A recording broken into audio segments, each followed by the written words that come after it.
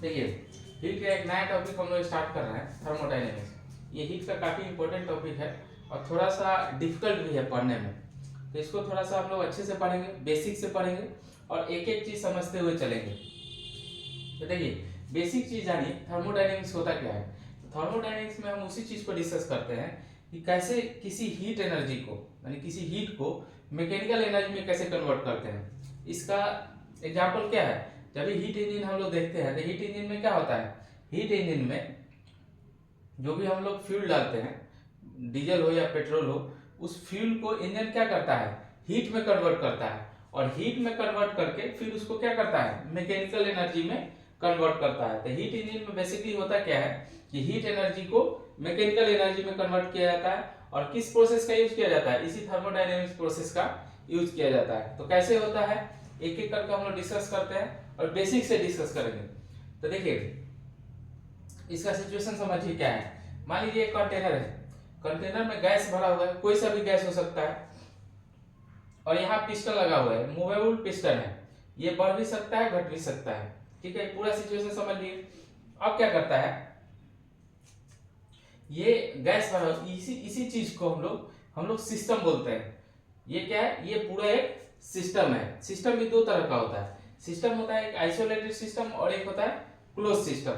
तो isolated system क्या होता है, मान लीजिए सिस्टम है, सिस्टम में ना हीट यहाँ से सराउंडिंग में आ रहा है, मान लीजिए सिस्टम ये सराउंडिंग है, तो सिस्टम से ना हीट सराउंडिंग में जाएगा ना सराउंडिंग से हीट सिस्टम में आएगा, मतलब हीट का एक्सचेंज अलाउड नहीं है, उसको हम लोग क्या बोलेंगे, आइसोलेटेड सिस्टम।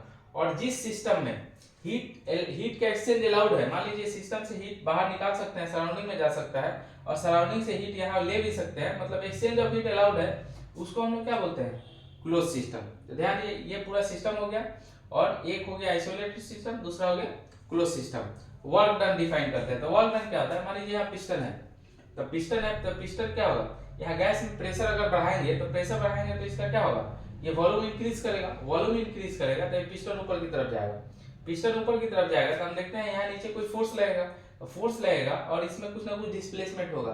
तो फोर्स और डिस्प्लेसमेंट मिल गया तो हमको क्या कर सकते हैं कि कुछ ना कुछ वर्क डन होगा। मान लीजिए W वर्क डन का फॉर्मूला क्या होता है, Fs cos थीटा, यानी कि यहाँ से फोर्स भी लग रहा है और इसका डिस्प्लेसमेंट भी हो रहा है, तो F भी है डिस्प्लेसमेंट भी है, cos थीटा क्या हो जाएगा, जिधर फोर्स है उधर ही डिस्प्लेसमेंट है, तो cos 0 यानी कि इसका वैल्यू 1 हो जाएगा।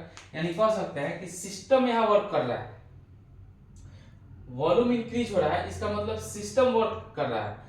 दूसरे केस में क्या होगा, एक समय क्या होगा, वॉल्यूम डिक्रीज करेगा, तो वॉल्यूम डिक्रीज करेगा तो उस परिस्थिति में हम बोलेंगे कि सिस्टम पे वर्क किया जा रहा है। दोनों चीज अलग है, एक क्या होगा, वॉल्यूम इंक्रीज करेगा तो सिस्टम वर्क करेगा और वॉल्यूम डिक्रीज करेगा तो ऊपर से फोर्स लगेगा, तो ऊपर से फोर्स लगेगा, यानी कह सकते हैं कि सिस्टम पे वर्क किया जा रहा है। इसी को हम लोग वर्क डन बोलते हैं। जब सिस्टम वर्क करेगा तो उसको पॉजिटिव लेंगे और जब सिस्टम पे वर्क किया जाएगा तो उसको क्या लेंगे, निगेटिव लेंगे। अब आइए इंटरनल एनर्जी। तो इंटरनल एनर्जी हम जानते हैं कि ये गैसीय सिस्टम है, तो इसके पास कुछ ना कुछ टेम्परेचर होगा, जब टेम्परेचर होगा तो इसके मॉलिक्यूल जो है, मॉलिक्यूल में कुछ ना कुछ मूवमेंट होगा, इसी को हम लोग बोलते हैं इंटरनल एनर्जी, काइनेटिक एनर्जी। और काइनेटिक एनर्जी को ही हम लोग बोलते हैं क्या, इंटरनल एनर्जी। अब यहाँ ध्यान से देखिए, इंटरनल एनर्जी क्या होता है, इंटरनल एनर्जी हमेशा टेम्परेचर का फंक्शन होता है। टेम्परेचर अगर बढ़ेगा तो इंटरनल एनर्जी क्या होगा, बढ़ेगा, टेम्परेचर घटेगा तो इंटरनल एनर्जी क्या होगा, घटेगा। अगर टेम्परेचर कांस्टेंट है तो हम एज्यूम करते हैं कि इंटरनल एनर्जी भी क्या होगा, कांस्टेंट होगा। तो हमेशा ध्यान दीजिएगा, इंटरनल एनर्जी क्या होगा, हमेशा टेम्परेचर का फंक्शन होगा। टेम्परेचर अगर सिस्टम का बढ़ रहा है तो इस सिस्टम का इंटरनल एनर्जी क्या हो जाएगा, इंक्रीज कर जाएगा। अगर सिस्टम का टेम्परेचर डिक्रीज करेगा तो इसका इंटरनल एनर्जी डिक्रीज कर जाएगा। अब एक और चीज समझते हैं, मान लीजिए एक कंटेनर में गैस है, तो इसका कुछ ना कुछ, इसका कुछ प्रेशर होगा, कुछ वॉल्यूम होगा, कुछ टेम्परेचर होगा। सपोज कीजिए हम ये एज्यूम करते हैं कि आइडियल गैस है, तो आइडियल गैस लॉ से हम लोग जानते हैं कि पीवी इक्वल टू क्या होता है, एनआरटी। इसको ठीक से पढ़िए, पीवी इक्वल टू एनआरटी, ये फॉर्मूला होता है आइडियल गैस का। अब देखिए, इसका टेम्परेचर, इसका कुछ ना कुछ प्रेशर है, वॉल्यूम है, टेम्परेचर है, तो इसी प्रेशर, वॉल्यूम और टेम्परेचर को हम लोग बोलते हैं कि इसका P1 V1 और क्या है, इस गैस का प्रेजेंट स्टेट है। अगर इसमें कुछ भी चेंजिंग लाते हैं, प्रेशर में, वॉल्यूम में, टेम्परेचर में, तो हम कह सकते हैं कि इस गैस के स्टेट को क्या कर दिए, चेंज कर दिए। और इसी प्रेशर, वॉल्यूम और टेम्परेचर को हम लोग बोलते हैं स्टेट पैरामीटर। इस सिस्टम का क्या है, स्टेट पैरामीटर। अगर इस सिस्टम के स्टेट को चेंज करना है तो हमको किस में चेंजिंग लाना पड़ेगा, इसके प्रेशर में चेंजिंग लाना पड़ेगा, वॉल्यूम में चेंजिंग लाना पड़ेगा, या टेम्परेचर में, किसी एक में लाना पड़ेगा या दो में लाना पड़ेगा। लेकिन इस पैरामीटर में कुछ ना कुछ हमको चेंज लाना पड़ेगा, तभी कहेंगे कि हम इसका स्टेट चेंज कर दिए।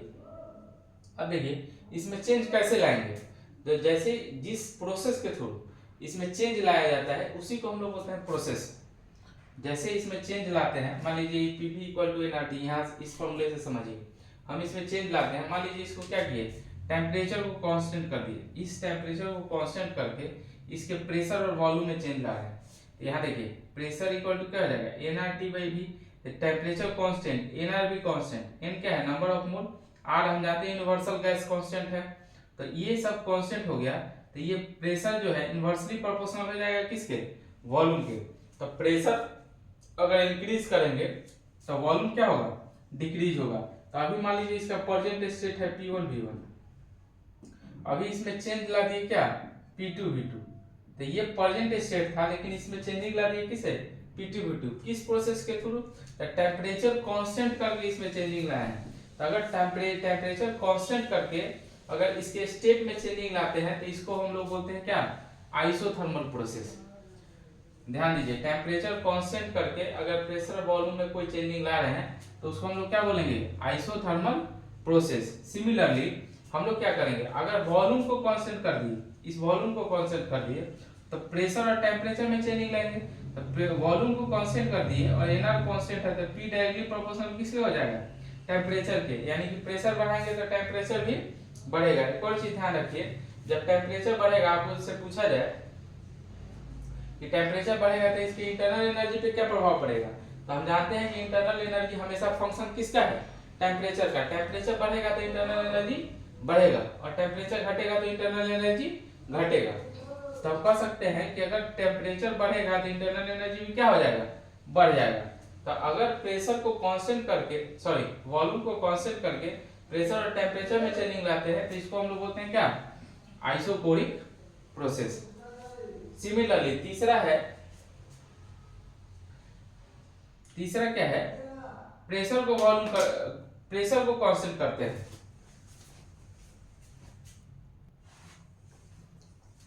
देखिए ठीक उसी तरह हम लोग क्या करेंगे, प्रेशर को कांस्टेंट करेंगे। तो प्रेशर को कांस्टेंट करके वॉल्यूम और टेम्परेचर में चेंजिंग लाएंगे। तो अगेन देखिए, जब प्रेशर कांस्टेंट होगा तो वॉल्यूम डायरेक्टली प्रोपोर्शनल किसके हो जाएगा, टेम्परेचर के। यानी कि वॉल्यूम बढ़ाएंगे तो टेम्परेचर भी बढ़ेगा, प्रेशर कांस्टेंट होना चाहिए।